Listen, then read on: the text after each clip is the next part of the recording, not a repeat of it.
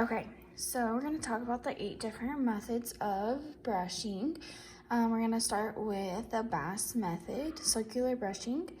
Purposes and indications is to remove biofilm beneath the gingival margin as well as areas adjacent to. For open embrasures, exposed root surfaces, and it can be used for cervical areas beneath the height of contour of the enamel. Okay, and some limitations are that a vigorous scrub can cause injury to the gingival margin, and the 45-degree angle can be difficult to visualize. Okay, so I will show you.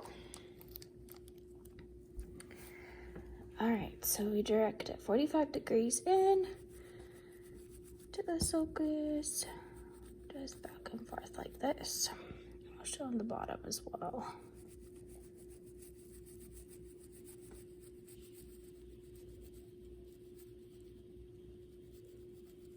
Okay.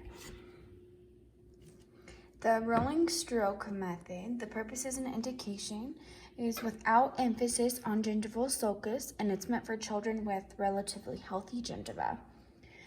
The procedure is to direct the filaments apically and to flex the filaments and roll the brush slowly over the teeth. Limitations are that brushing too high during initial placement can lacerate the alveolar mucosa. When people use a quick sweeping stroke, it results in no brushing for the cervical third of the tooth because the brush tips pass over rather than into the area. Same with interproximal areas. So we will roll on it.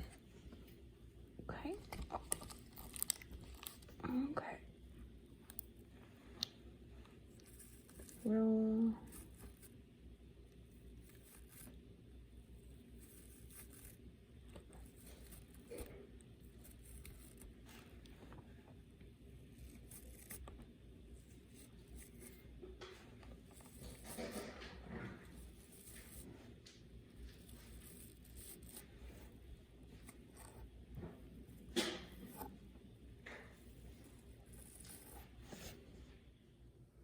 The Stillman method massages and stimulates.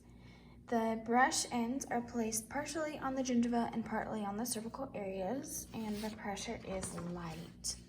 And you move in a rotary motion. The modified Stillman's method incorporates a rolling stroke after the vibratory phase. And it removes biofilm from the cervical areas and from exposed proximal surfaces. So it's great for cleaning tooth surfaces and massaging the gingiva. Limitations is the placement of a brush with end-rounded filaments can prevent tissue laceration. Okay, so let's do Stillman's. It's like this.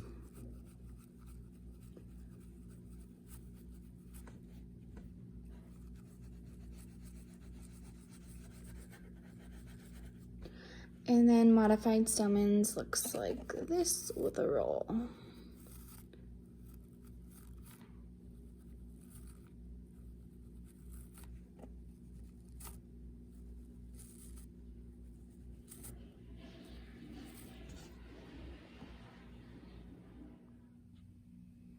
The Charters method, purposes and indications, is that it massages and stimulates marginal and interdental gingiva. So it removes biofilm from proximal tooth surfaces when interproximal tissue is missing.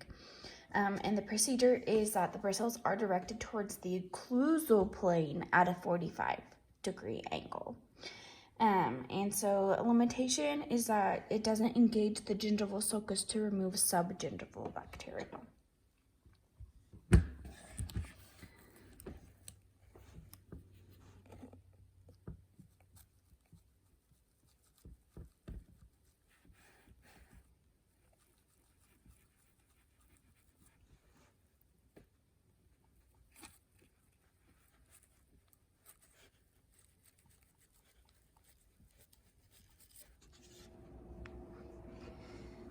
The Fawn's circular method is simple for kids, and it's pretty quick. It is when the maxillary and the mandibular arch are together, they are occluding, and you go in a circular motion over both arches. A limitation is that they would brush their teeth for a shorter amount of time because it is quicker, and it is less effective in plaque removal.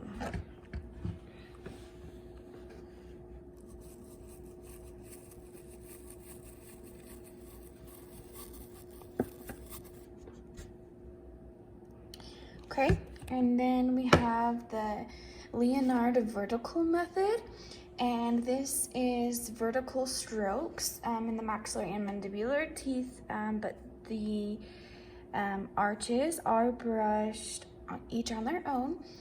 This is good for overlapped teeth, but a limitation is that the soft tissue could be injured with excessive pressure.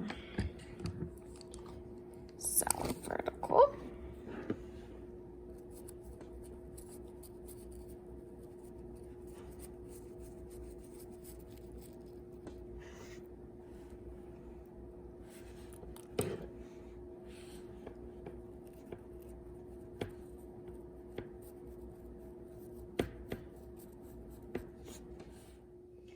The horizontal method is a scrubbing motion that puts pressure on teeth that are most facially inclined or prominent, and this method can produce tooth abrasion.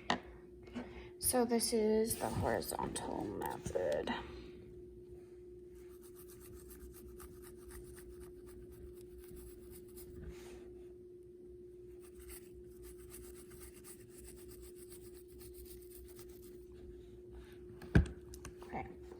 The occlusal brushing method, it loosens biofilm from the occlusal pits and fissures, but a precaution is that it may contact only the prominent parts of the cusps.